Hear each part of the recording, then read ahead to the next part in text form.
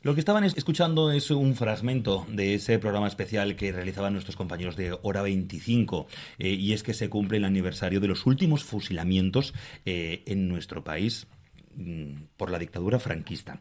Bueno, nosotros nos hemos querido acercar también a este capítulo, pero ampliar un poco más también las miras a todo lo que está ocurriendo en la ciudad. Y es que últimamente se están viviendo actos vandálicos, se están ultrajando, rompiendo, pintando símbolos, bueno, que cada uno podrá ser lo que quiera, la ideología que quiera, pero creemos, y buena parte de la conversación que vamos a mantener es para seguir fomentando el respeto y la convivencia entre todos. Nos acompaña aquí con nosotros en los estudios de Radio Huesca Carlos Escartín. Carlos, buenos días. Muy buenos días, Fran. Del Círculo Republicano. ¿Cómo recuerdas ese 27 de septiembre de 1975? Bueno, pues desgraciadamente lo tengo que recordar con gran pesar y, valga la palabra, con mucho acojono, porque yo en aquellos años estaba con 8 compañeros más exmilitantes del FRAP en la cárcel de Torrero de Zaragoza. Y pensábamos que tras esos fusilamientos se iba a acrecentar la guerra del franquismo contra los que luchábamos contra el régimen. Pensamos incluso en la noche de los cuchillos largos. Creíamos convencidos de que era posible que entraran a por nosotros presos políticos, que en Zaragoza estábamos en aquel año 80 y tantos, pero en el resto de España había miles de presos políticos y estábamos todos con el mismo congojo, por no decir acojone. No, dilo con todas las palabras, con todas las letras. ¿Por qué estuvisteis en la cárcel? Bueno, pues estábamos acusados de terrorismo, asociación ilegal y propaganda ilícita. Fue todo a partir de una campaña que hicimos en el PCML, que era donde militaba yo, contra el sindicato Vertical, unas acciones en Zaragoza en las cuales hubo una caída de un compañero y a partir de ahí, como estos no se andaban con chiquitas, las consecuentes torturas en comisarías, en las distintas comisarías, acabaron con los huesos de 11 militantes en la cárcel. 3 de ellos salieron indultados salieron porque eran menores de edad, pero el resto permanecimos 6 meses y, como me gusta recordar, 7 días y 22 horas en la prisión de Torrero. En teoría, por luchar contra un sindicalismo en el cual no creíamos y le hacíamos oposición. ¿Lo tienes tan, dices, 6 meses, hasta las horas? 7 días y 22 horas. Porque eso no se olvidará nunca. Jamás. Yo suelo decir que lo pasé peor en los primeros meses de mili, porque en la mili te anulan la conciencia. Y eso para mí era un suplicio, pero realmente lo de la cárcel es inenarrable. Y sobre todo los 3 días en comisaría, esos son para no contarlos. Esto son para no contarlos, pero en realidad hay que contarlos. Cierto, quiero decir... No sé si el paso del tiempo a uno le permite contarlo. Sí, la memoria es selectiva, evidentemente, ¿no? Si no, nos habríamos muerto a los 15 o 20 años de vida, porque todos tenemos experiencias traumáticas. Sí, lo que pasa es que el recuerdo, aún dulcificado, sigue siendo un recuerdo de represión, de impotencia y sobre todo de creer que estás allí injustamente porque tu lucha, al nivel que sea, es una lucha justa, o por lo menos eso creemos y creíamos en aquel momento. ¿Uno perdona? Perdona pero no olvida. Es una frase muy recurrente, pero es así. Yo puedo perdonar aquella situación porque, como todo, hay que ponerlo en contexto. La dictadura de Franco, los últimos acontecimientos. Franco necesitaba un rearme de su ideología para ver qué pasaba con la transición y decidió efectivamente hacer unos fusilamientos que pudieron ser peores, pero que al final se quedaron en 5 muertes. Que claro, si las sumas a las que anteriormente ha habido, bueno, has nombrado el programa de ayer. Roger Mateos, un periodista que creo que nació en el 77, por lo tanto no los vivió en vivo y en directo estos acontecimientos, pero se dedicó a investigar sobre todo la muerte de Cipriano Martos, que es anterior a estos fusilamientos, desde el 73, un militante del PCML al que fue, creemos, que suicidado en los cuarteles de la Guardia Civil haciéndole beber ácido clorhídrico. Todavía se está investigando y a partir de esa investigación de Roger Mateus se metió en las entrañas de lo que él pensaba que tenía que ser o salir a la luz de la militancia antifascista, concretamente el PCML y el FRAP, porque Cipriano era de esa militancia. Y a partir de allí es cuando ha salido, y ayer, por cierto, muy bien el programa que hicieron en Hora 25, porque lo relata con toda la crudeza, pero yo creo que con una pedagogía digna de encomio.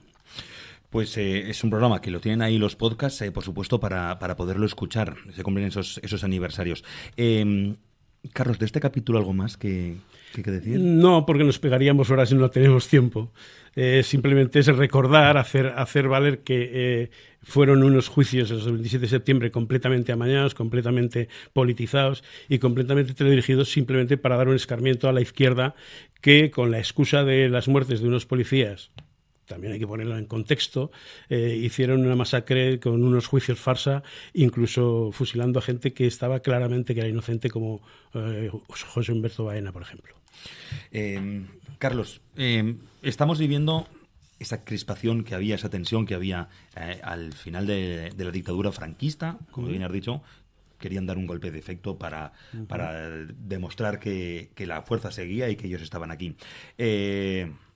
La sociedad ha avanzado mucho, bueno, en el tiempo, por lo menos. Estamos en el año 2025. Ha cambiado mucho de los 80, 90 a este 2025. Pues desgraciadamente no.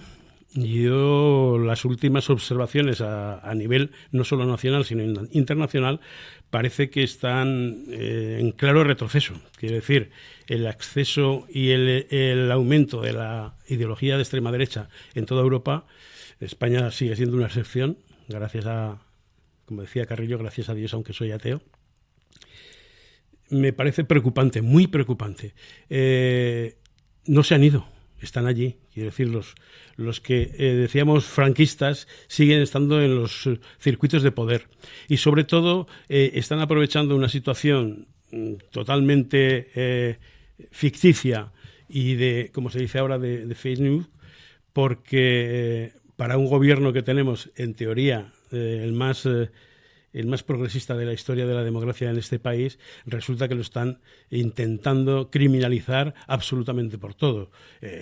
No cabe que absolutamente todas las desgracias de este país las tenga el presidente de gobierno. Algo más hay detrás de todo eso. Y yo creo que, hablas de los años 80, Felipe González. Yo creo que Felipe González pudo haber hecho mucho más de lo que hizo y no lo hizo. De hecho, ahora las declaraciones que está teniendo me parecen completamente fuera de lugar. Yo qué sé, es que como los dejemos actuar tal como están pretendiendo hacerlo, negando la historia y sobre todo reinventando la narrativa de la historia, me parece muy, muy peligroso. Carlos, has nombrado capítulos nacionales que está pasando en el ámbito nacional e internacional. Pero bueno, si lo traemos aquí a Huesca, es lo que estábamos hablando antes. Y lo he hecho en la introducción. Bueno, se están vandalizando símbolos, sí. Se está vandalizando cosas que parecía que en Huesca no podían ocurrir, pero vosotros, desde el Círculo Republicano, notáis que están ocurriendo y que ya la gente ya no se esconde. Sí. No solo eso, sino que dices vandalizando, que es la palabra correcta para los hechos que han ocurrido, sobre todo últimamente con el Memorial Galán de García, pero también se están banalizando muchas de las cuestiones que en teoría tendrían que estar presentes en la mente de todos como derechos inalienables. Quiero decir, tú piensa lo que quieras y discute, pero no vale solo insultar sin presentar ni argumentos ni alternativas a esa situación. Quiero decir que a mí me podrán achacar que soy republicano, efectivamente. Efectivamente, la monarquía es lo más antidemocrático que existe. No puede ser un jefe de gobierno por derechos de sangre. Imposible. Eso es antidemocrático. Todo lo demás, bueno, pues si hay que entrar a discutir en qué clase de república quiero, es otra cuestión. Pero lo que hay que exigir es un respeto hacia todas las ideologías, igual que yo soy ateo y respeto todas las religiones. ¿A uno cómo siente en el círculo republicano que, por ejemplo, cuando aparecen pintadas en el monumento a Galán y a García? Bueno, no es la primera vez. Ya me parece que es la tercera vez que vandalizan este monumento y además también el de la tumba de Fermín Galán en el Cementerio Libre. En esas ocasiones creíamos, pues la situación era distinta, creíamos que no era importante o quizás quitarle importancia al acto porque precisamente le estábamos dando propaganda a los que no antidemócratas, a pesar de que digan que son ellos los más constitucionales que existen. Pero es que este momento está cambiando. Es la primera vez que denunciamos ante la policía. El ayuntamiento sí que lo hemos hecho porque así se dedican a limpiarlo, evidentemente, como un bien público, pero en esta ocasión no hemos querido dejarlo pasar por alto porque es una señal de alarma para la sociedad de Huesca. ¿Os preocupa mucho? Nos preocupa en la medida de que las instituciones no parecen estar demasiado por la labor. Quiero decir, bueno, el ayuntamiento se ha dedicado a limpiarlo, evidentemente, pero aquí nadie, salvo que yo sepa, algunos sectores del PSOE, nadie ha dicho absolutamente nada de este acto. ¿Qué significa esto? Pues que en el fondo, no sé si es miedo o bueno, pasaba por aquí, mirar para otro lado, como se hace con lo de Gaza, mirar a otro lado, que parece ser que es lo que está de moda. Y a mí eso me parece sumamente peligroso. Miedo particular, ninguno. Tengo 70 años, poco miedo puedo tener a las cosas ya después de lo que he vivido. Llevo militando desde el año 73, igual en temas políticos como sindicales. Quiero decir, estoy muy fichado hace años. No tengo ningún problema en decir lo que pienso, que todo el mundo lo sabe. ¿Algo más que añadir, Carlos? Bueno, desde el colectivo, desde el Círculo Republicano. Bueno, yo querría hacer una recomendación, que al margen de que sea una cuestión muy particular, lo del libro de Roger Mateos, que ha derivado en desgranar un poco las entrañas del FRAP del 75 y a consecuencia de las penas de muerte y de los indultos posteriores, y ver que estamos en una sociedad que ha ido asimilando las cuestiones como reales cuando, evidentemente, por prescripción de los años, por prescripción de los hechos, debería estar todo el mundo muy informado. Han pasado 50 años. En 50 años ha prescrito lo de las penas de muerte, lo de los asesinatos, etcétera, etcétera. Alguien tendría que decir, y Roger Mateos a su nivel y hasta donde puede, lo desvela muy bien, ayer fue un ejemplo muy claro, de lo que era la sociedad del último franquismo. Pues nosotros hemos querido acercar también hasta este capítulo, trayéndolo hasta aquí. Siempre lo hemos dicho.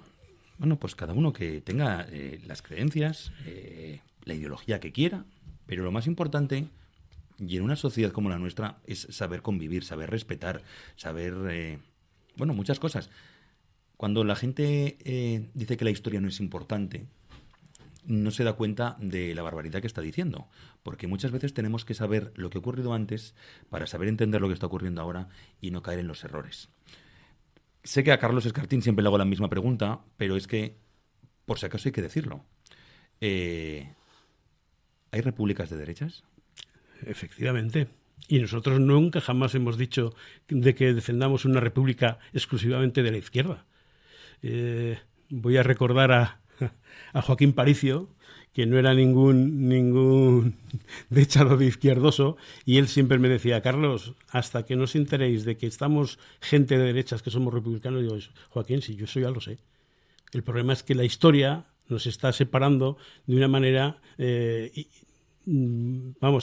no hay por dónde cogerla, porque la historia y el relato se ha vendido desde la derecha como que es dos bandos irreconciliables, que no es cierto. Bueno, pues lo dicho. Lo más importante es que sepamos convivir, que sepamos respetarnos, que cuando el juego democrático sale adelante es beneficioso para todos. Cuando hay elecciones, pues lo que salgan. Pero que los que gobiernan tienen que gobernar para todos. Para los suyos y para los que no les han votado. Carlos, que seguiremos hablando. Perfecto, Fran, muchas gracias. Esperemos que nunca más tengamos que repetir esos capítulos de hace 50 años. Eso espero. Eso por nuestro bien. El que sea creyente que rece y el que no, que efectivamente, pero respeto a los que rezan y respeto a los que no. Gracias, Carlos, un placer. De nada, Fran.